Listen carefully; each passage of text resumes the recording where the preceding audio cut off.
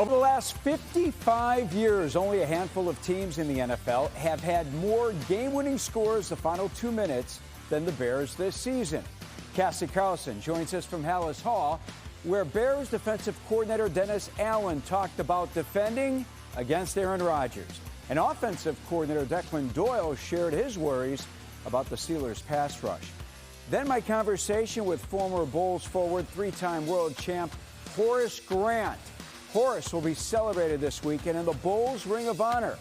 But he was honest and candid about his relationship with Scottie Pippen, Phil Jackson, and why he left the Bulls for the Orlando Magic. It's all now on Chicago Sports Tonight. From Fox 32 Chicago Sports, this is Chicago Sports Tonight.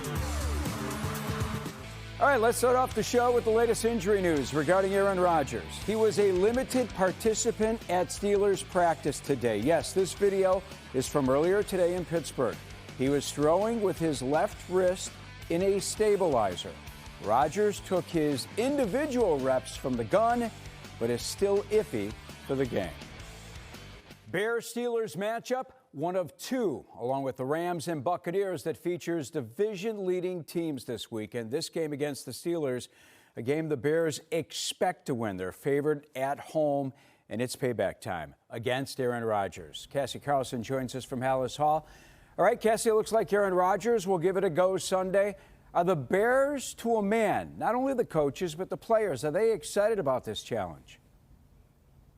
Yeah, most definitely. It's kind of interesting to see kind of the disparity between a younger player in the league like Luther Burden, for example, who was in the locker room and didn't really have much to say about Aaron Rodgers or the known rivalry that existed between him and the Bears for so many years while he was in Green Bay. And then someone like Kevin Byard, who's well aware of the rivalry and said, of course, he wants to give Bears fans the opportunity to hold the bragging rights against Aaron Rodgers, even though he is in a later stage of life, now on the Steelers, no longer in Green Bay. But he was well aware of the 24-5 record Aaron Rodgers holds against the Bears.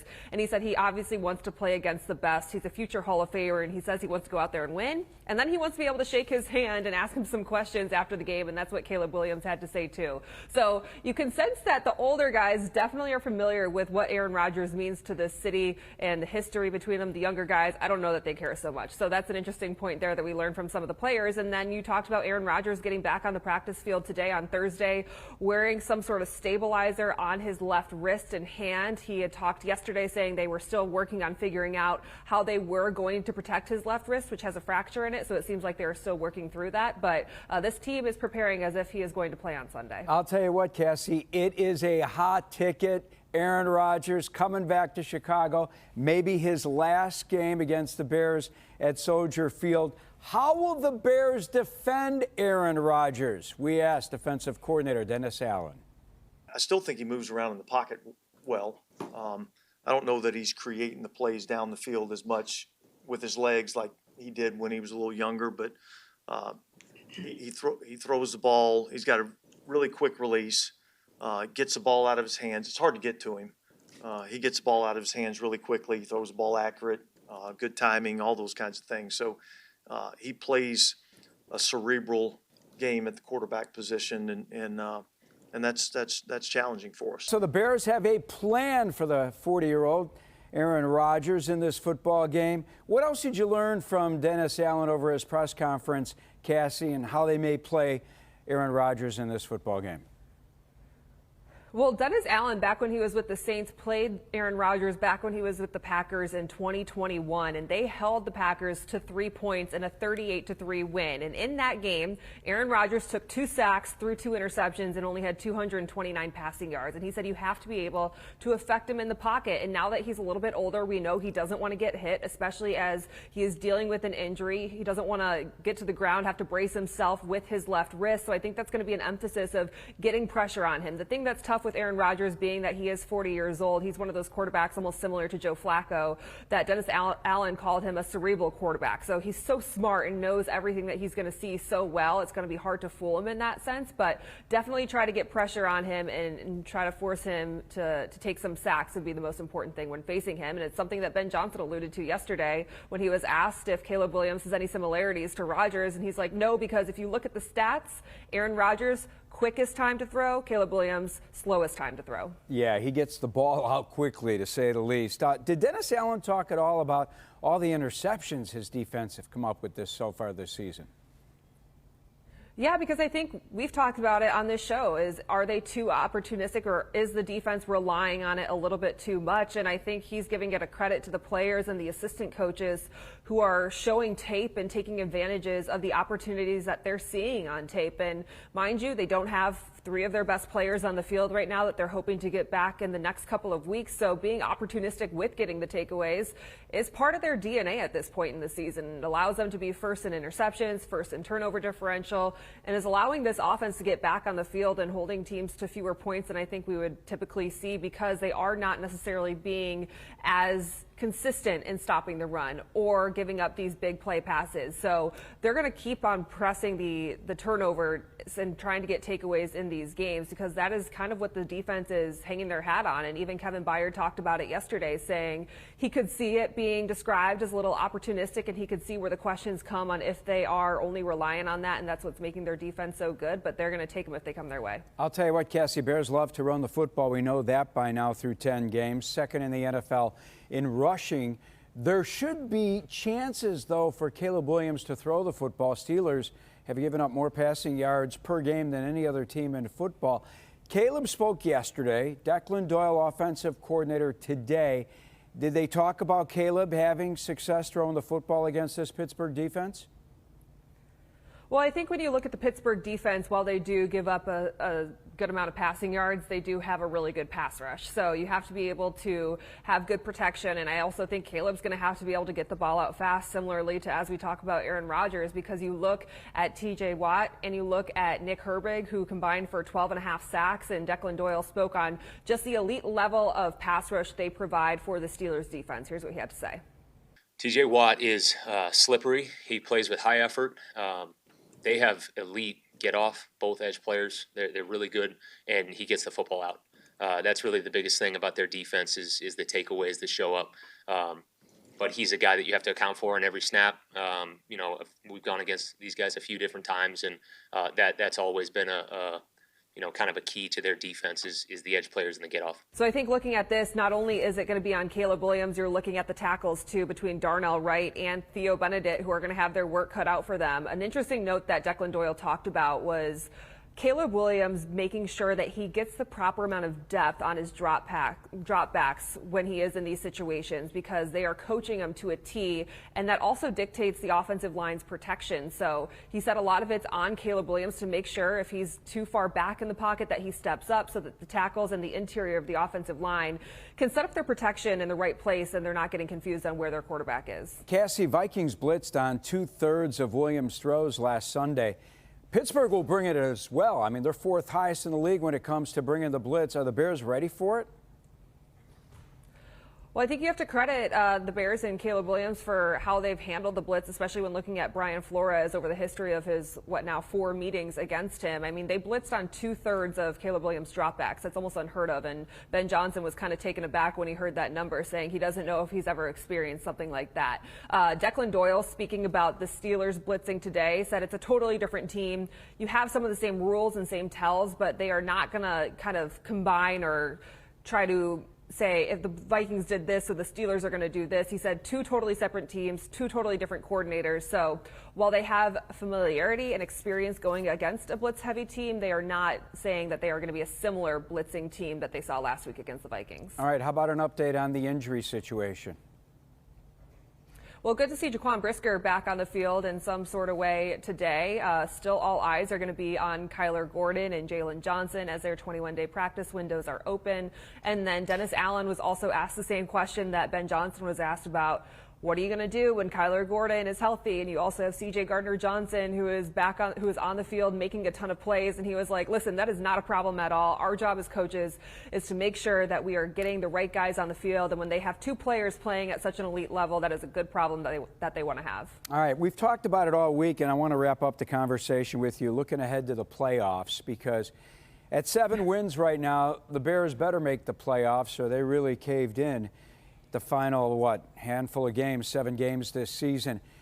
If they win against Pittsburgh, do you think a win over Aaron Rodgers and the Steelers would quiet the naysayers who claim the Bears' best win came against a bad 4-5-1 Dallas Cowboys team? Well, I think they could also look at the Steelers' defense, which ranks, 28th, and say that they still haven't beaten a good defense. So I think that the naysayers...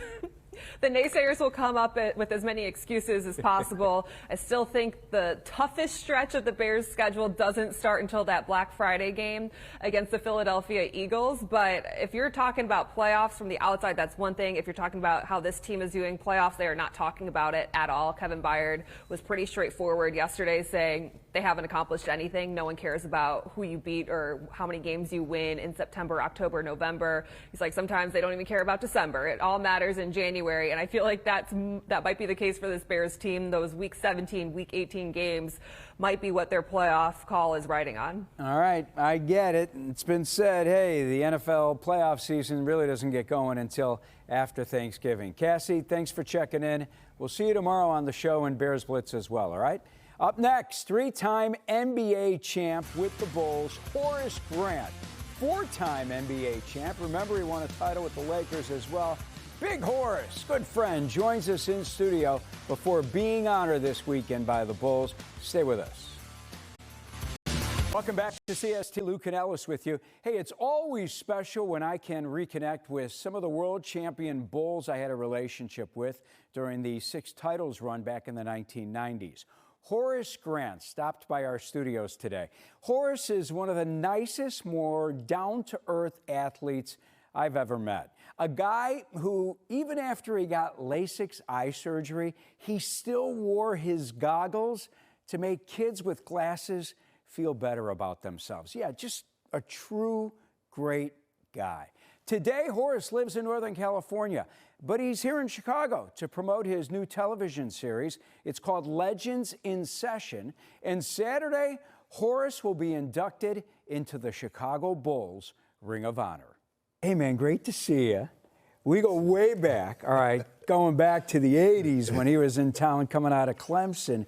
Congratulations on the honor of being inducted into the Ring of Honor. How does that feel? I mean, thanks for having me, Lou. In terms of being honored and humble to be selected in the Chicago Bulls Hall of Fame, man. You know, Michael and Scotty's already there. And, you know, with me, well, myself, John Paxson, Bill Cartwright, Neil Funk, Chet Walker, Johnny Bach, it's breathtaking, man. It's such an honor. And I thank the Chicago Bulls every day. On behalf of all the Bulls fans out there, thank you. I mean, and you hear that often, don't you? You come back to Chicago, you love coming back to this city because you were so embraced. Since 1987, when I got off that plane here in Chicago, the fans and the city have welcomed me with open arms, man.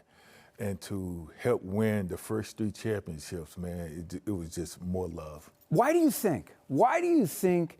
Yeah, I told you just before I came to you came here to the studio, and I told you I was going to interview you. I had some guys say, "Is he going to be wearing the goggles?" What was it about Horace Grant and Chicago that worked, and Bulls fans that worked? Well, if you know anything about Chicago, Chicago is just a no-nonsense, hard-working people type of city, and that's what I brought. You know, I brought that lunch bucket, hard hat type of work ethic, and I think we just mesh just like this. I remember when you came to town and you and Scotty were inseparable. You guys were best friends. Still is. We talk almost every week, sometimes twice a week, just about, you know, what you're doing and how you're doing, and we talk about the game today compared to the game when we played, you know, just my best friend. Yeah, for sure. And as your best friend, do you ever, I mean, sometimes, man, he's so negative. And he goes after MJ. Why is he so bitter with MJ? I don't know why he's bitter. I wouldn't say bitter. Some of the things that he said, I told him, man, chill with that. Yeah, chill. We have such a great relationship that I could go to him and say, man, that's too much. And, he'll be, a little grumpy. Scott, oh, no, yo, dog, that's a little bit too much. So, and, Scott is his own person, but I think at our age now, is he going to chill? He should. He should. Horace needs to tell him to chill. Because you guys were family. You guys brought the first 3 championships. You, Scotty, Michael, Pax, Bill Cartwright. Yes. I mean, you guys brought such joy to Bulls fans. So truthfully, I get it. Scotty's outspoken. I know Scotty. But I think it hurts Bulls fans when they hear him talk negatively about Michael. Well, I think just when he says things, Scott is a very emotional person. When he say things to a certain degree to negative about MJ, you have to take it with a grain of salt because, without MJ, there's no Pip. Without Pip, there's no MJ. Without the role players, I don't think we win the first 3 championships. All right, I want you to talk to me about Phil Jackson because I remember when Phil used to ride this guy. But, and be honest with me, Horace, his wisdom, his teaching moments back then helped you as a man, didn't they? Absolutely. There's not one negative thing I could ever say about Phil Jackson. I remember him calling me in his office quite a few times. The first time it was telling me, Horace, I'm gonna lean on you this year. I'm like, yeah. I have no problem with that. He said, but because I can't yell at Scotty or Michael, but I'm gonna be talking to them through you. I said, that's no problem. I didn't realize it was gonna be for 7 years. I thought it was gonna be 1 year. Right. But he taught me how to become the best role player I can possibly be. He was like, shoot the jumper if you're out of the open, but we want you to play defense and rebound. You do those things, we'll win. Yeah. So, And sure enough, you guys did. yeah. Listen, he brought me into his office one time and he said, Horace, we're going to draft a young man who's going to be a threat to your job. They were drafting Stacy. Yeah. And I said, Phil, I shook his hand. I said, thank you for being honest. Man, I never worked out so hard that summer with Al Vermeil, the strength coach back then. Never worked out. And I said to myself, if Stacy's going to come in and challenge me for my job, if he wins, he's the better person for my position. But it's not going to be easy. But we had some battles, and unfortunately, I kept my position. Attaboy. I need to tell you this because I've thought about it since you were in Chicago and I was doing the Bulls, back on the radio and TV back in the early 90s, and you left. And it was crushing for me as someone who worked in the media but who was part of the Bulls family because I knew you were so important to what the Bulls were trying to accomplish.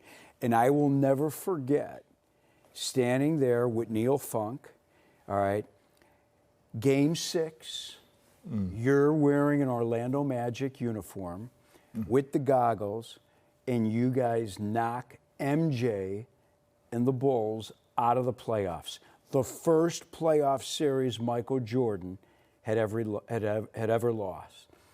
And I remember you being on the shoulders of your teammates, Shaq, Penny Hardaway, Nick Anderson, Dennis Scott. Do you remember that moment when you guys knocked MJ and the Bulls out of the playoffs? Michael had just come back, remember? Right. He had come back, played his first game in Indiana, but you guys beat the Bulls in that 7-game series in 6 games. Do you remember that moment? Of course I do. Whenever you beat guys like Michael and Scotty in a series, of course you're going to remember that. And, you know, I look at the team that I was on with a young Shaq, a Penny Hardaway, Nick Anderson, who's from Chicago, a three-point shooter like Dennis Scott.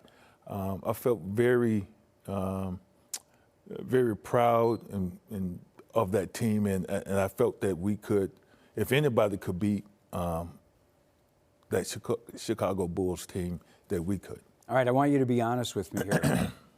Did you follow the money to Orlando, or did Horace Grant need to get out of the shadow of Michael Jordan and Scottie Pippen?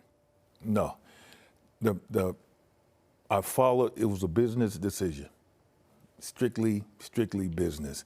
And to get out of Michael and Scottie's shadow, I only had to put on the goggles. I became Horace Grant. Yeah? Yeah. But throughout my career, Lou, I played with MJ Pip. I played with Shaq Penny, Shaq Kobe, Gary Payton out in Seattle for that 1 year. I always been in the shadow. I love it. I absolutely love it. And when I go and do my job, and I know how important I am to each team I play for. You know, you don't leave, there's no Dennis Rodman here in Chicago. And you might win 3 more championships. Any regrets about not being around for those 3 other championships? Well, I went on a journey. My journey took me to play with some great Sure. Hall of Famer players. But if I had known Michael was coming back, I probably would have stayed. I probably would have stayed. Special thanks to Horace for coming in, and congratulations to Horace Grant on this great honor. We'll be right back with more Chicago Sports Tonight after the break. Welcome back to Chicago Sports Tonight Daily. Lou Canellis with you. A reminder for tomorrow's show. We'll have Tina Wynn from Hallis Hall to find out which Bears are playing and who isn't against the Steelers. NFL Network's Jamie Erdahl will give us the national perspective for Week 12.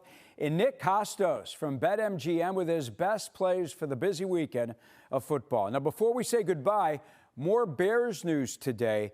The December 7th game against the Packers at Lambeau Field has been flexed from a noon kickoff to 3:25 right here on your home of the Bears, Fox 32 Chicago. That is Week 14 in the NFL schedule. A lot of eyes on that game with playoff implications on the line. All right, special thanks to Horace Grant for joining us here in studio today, and Cassie, who is at Hallis Hall with the Bears News. Until tomorrow, see ya.